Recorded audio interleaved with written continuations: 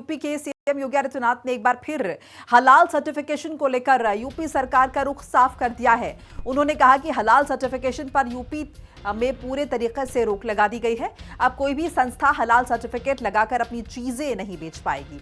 उन्होंने अपील भी की कि वस्तुएं खरीदते समय जीएसटी जरूर दें। योगी ने कहा कि सामान खरीदते समय हलाल सर्टिफिकेट जरूर चेक करें। इसके नाम पर साजिश हो रही है। हलाल के नाम पर आतंकवाद के लिए पैसे जुटाए जाते हैं। इसका इस्तेमाल धर्मांतरण और लव जिहाद के लिए होता है।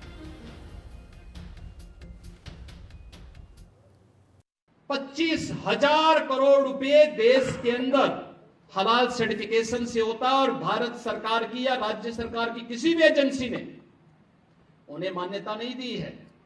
ये सारा का सारा पैसा आतंकवाद के लिए, लव जिहाद के लिए और धर्मांतरण में दुरुपयोग होता है और इसीलिए उत्तर प्रदेश ने इसके खिलाफ बड़ी कार्रवाई प्रारंभ की है कि हलाल सर्टिफिकेशन के नाम पर भारत के उपभोक्ताओं का शोषण करने वालों के खिलाफ सख्त कार्रवाई होनी ही चाहिए और इस कार्यक्रम को हमें भी सतर्कता पूर्वक देखना चाहिए। कोई सामान खरीदते हैं तो जरूर देखिए कि जीएसटी हमें देना है, लेकिन यह भी देखिए कि हलाल सर्टिफिकेशन के नाम पर एक फूटी कौड़ी भी नहीं देनी चाहिए,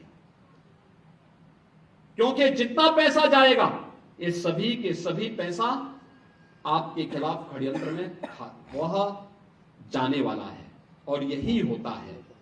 और यह बड़ा षड्यंत्र किस स्तर पर हो रहा है, छांगुर एक नमूना के रूप में जलालुद्दीन को हम लोगों ने बलरामपुर में गिरफ्तार करके जेल के अंदर भेजा है।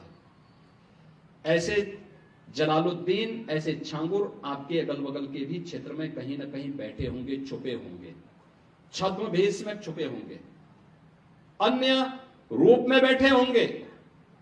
उनकी गतिविधियों पर नजर रखना, उनको बहुत सतर्कता पूर्वक देखना। दूसरा, कुछ चीजें हैं जो हमें थोड़ा सतर्क होकर के देखना होगा। मैं अक्सर इस बात को, हम लोग इस बात को चर्चा अक्सर करते हैं कि अंग्रेजों ने इतने वर्षों तक शासन किया, ब्रिटिश उपनिवेश की चर्चा होती है, फ्रांस के उपनिवेश की चर्चा होती है, लेकिन राजनीतिक इस्लाम की कहीं चर्चा नहीं होती। एक तरफ हिंदू समाज को जाति के नाम पर, क्षेत्र और भाषा के आधार पर विभाजित करने की साजिश फिर से प्रारंभ हुई है और बड़ी मजबूती के साथ सारे हथकंडे अपना करके इन चीजों के साथ जोड़ने का प्रयास हो रहा है। आप मुझे बताओ, कोई महापुरुष किसी जाति विशेष का होता है? उसका योगदान जाति विशेष के लिए होता है? महापुरुष तो महापुरुष है, पूरे समाज का है, पूरे राष्ट्र का है, वो राष्ट्र नायक है, राष्ट्र के आराध्य हैं। फिर उन्हें जातीय संकीर्णता के दायरे में बांध करके सामाजिक एकता को छिन्न भिन्न करने की कुत्सित चेष्टा क्यों? लेकिन ये हो रहा है। सोशल मीडिया प्लेटफॉर्म पर फेक अकाउंट बना करके जाति जाति के बीच में वैमनस्यता और विषवमन करने की एक नई दुष्प्रवृत्ति प्रारंभ हुई है। कौन इसके प्रति सतर्क करेगा? समाज को इसके प्रति कौन जागरूक करेगा? अकेले अयोध्या धाम में 6 करोड़ से अधिक श्रद्धालु आए थे दर्शन करने के लिए, श्री राम जन्मभूमि में दर्शन करने के लिए।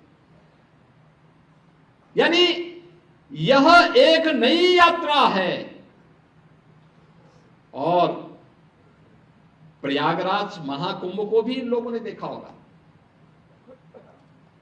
प्रयागराज की भव्यता और दिव्यता,